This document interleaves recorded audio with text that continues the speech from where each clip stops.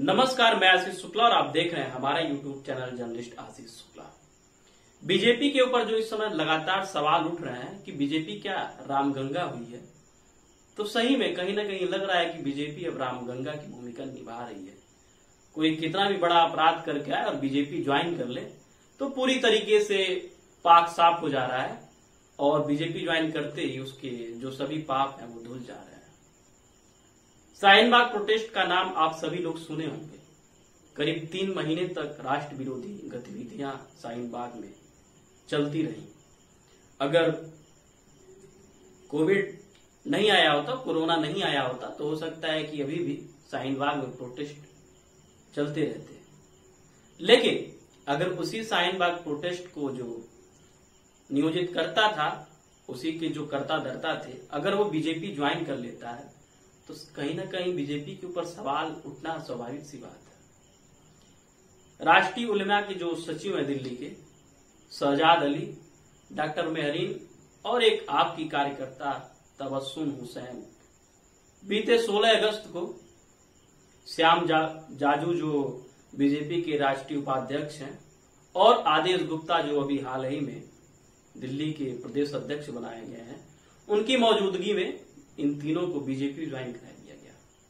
आखिर शाहीन बाग ये लगातार सवाल बीजेपी उठाती थी, बड़े बड़े लीडर उठाते थे कि जो बीजेपी जो शाहीन बाग प्रोटेस्ट चल रहा है वो कहीं ना कहीं पूरी तरीके से इसमें आपका हाथ है और जैसे ही विधानसभा का चुनाव खत्म हो जाएगा, ये जो लोगों की भीड़ है शाहीन बाग प्रोटेस्ट, ये अपने आप अचानक से हट जाएगी।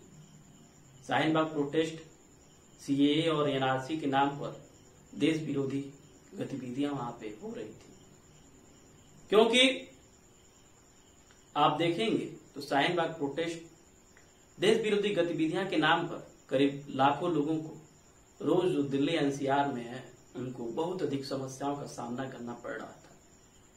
लेकिन ऐसे में अगर उसके जो कर्ता धर्ता हैं, जो शाहीन बाग प्रोटेस्ट के नाम पर देश विरोधी गतिविधियों के जो संचालन करता है, अगर वही बीजेपी ज्वाइन करते हैं तो क्या उनके सभी पाप धुल जाएंगे?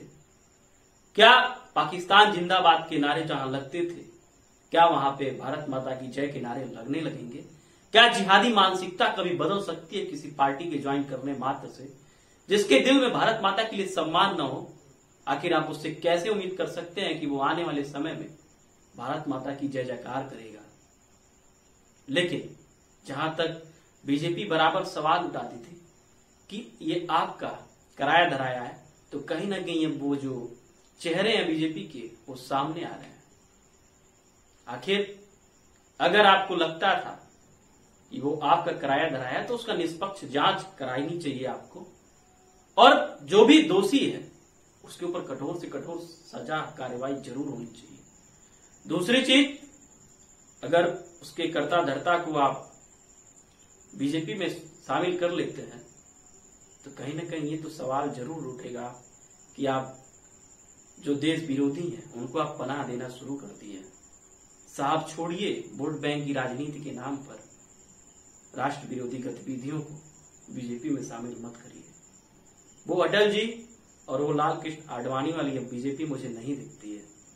वो आरएसएस का अंग मुझे अब नहीं दिखता है जो प्रखर राष्ट्रवाद को लेकर चलता है। आखिर ऐसे कट्टरपंथियों और जिहादियों को, वामपंथियों को बीजेपी में ज्वाइन करने से क्या आपको लगता है कि जो आपके अल्पसंख्यक वोट बैंक है वो मजबूत होंगे? मुझे तो नहीं लगता है। जो आपकी रणनीति है, जो आपका उद्देश्य शुरू से रहा है भारत माता की जय जयकार का और सबसे पहले हमारा देश है, तो आप उसी एजेंडे पर काम करिए। हिंदुत्व का जो चेहरा है उसी एजेंडे पर काम करिए, आपको जरूर जीत मिलेगी। दूसरी चीज, मुझे नहीं लगता कि ऐसे काम करने से आपकी छवि अच्छी होगी। जिनके दिल में सम्मान होगा बीजेपी के लिए और जो भारत माता के लिए जिनके दिल में सम्मान होगा और जो हमेशा से बीजेपी को बस इसीलिए वोट करते आए होंगे कि बीजेपी पूरी तरीके से देश हित चाहती है, न कि पार्टी हित, वो कहीं ना कहीं उनके दिल में बहुत बड़ा चोट पहुंचेगा। मैं स्वयं की बात करूं तो मैं शुरू से आरएसएस से जुड़ा हूं। शुरू से मेरी प्राथमिक शिक्षा आरएसएस से ही शुरू हुई थी, सरस्वती विद्या मंदिर से। और ऐसे में मुझे स्टोरी बनाने का जो कारण था वो यही था कि देश विरोधी जो गतिविधियों में शामिल हो, आप उसको बीजेपी में ज्वाइन करके कहीं ना कहीं उस आरएसएस के ऊपर बहुत बड़ा घात है, प्रतिघात है। आपको सोचना चाहिए कि एक प्रदेश मात्र को आने वाले अगले विधानसभा में जीतने के लिए आप अगर देश विरोधी गतिविधियों को अपने पार्टी में शामिल करते हैं तो ऐसे लाखों करोड़ों जो आरएसएस से जुड़े हैं, जो उसके अनुयायी हैं, उनके कलेजे पर क्या बीतेगी, उनके दिल पर क्या बीतेगी। रही बात आरएसएस की, तो बीजेपी बराबर कहती है कि आरएसएस अलग इकाई है, बीजेपी अलग इकाई है। तो मैं भी मानता हूं कि आरएसएस बीजेपी बिल्कुल अलग इकाई है, लेकिन आज बीजेपी है तो उसका कहीं ना कहीं जो मूल कारण यही है आरएसएस, क्योंकि आरएसएस के बिना बीजेपी सत्ता में नहीं आ सकती थी।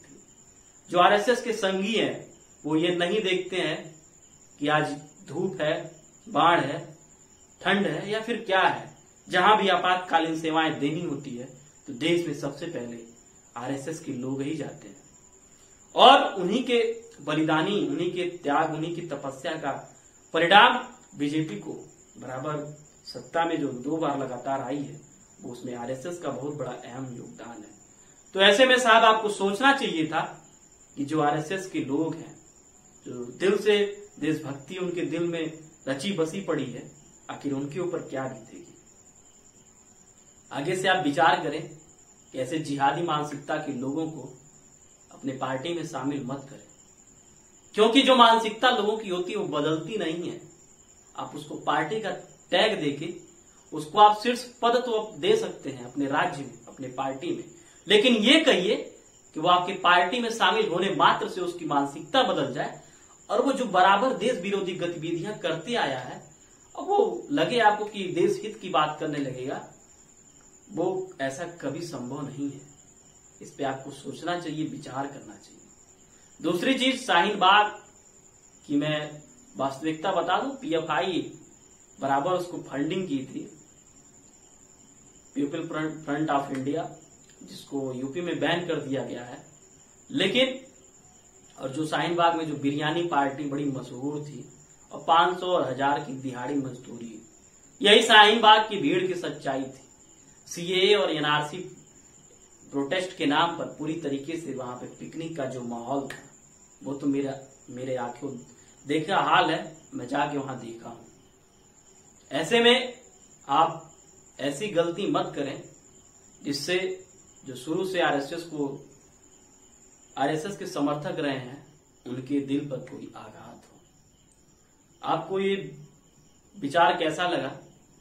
अगर आप भी आरएसएस के समर्थक हैं या आपको लगता है कि सर्वप्रथम देश हित है, राष्ट्र हित है, और उन कट्टर वामपंथियों को ऐसे शामिल करके बीजेपी अपनी छवि खराब कर रही है, तो इस स्टोरी को अधिक से अधिक शेयर करें और चैनल को अभी तक सब्सक्राइब नहीं किया तो सब्सक्राइब कर लें, और जो बराबर में बेल आइकन है उसे जरूर दबाएं। फिर मिलेंगे एक नए विचार के साथ, एक नए मुद्दे के साथ। तब तक के लिए इजाजत दीजिए। धन्यवाद। जय हिंद, जय भारत।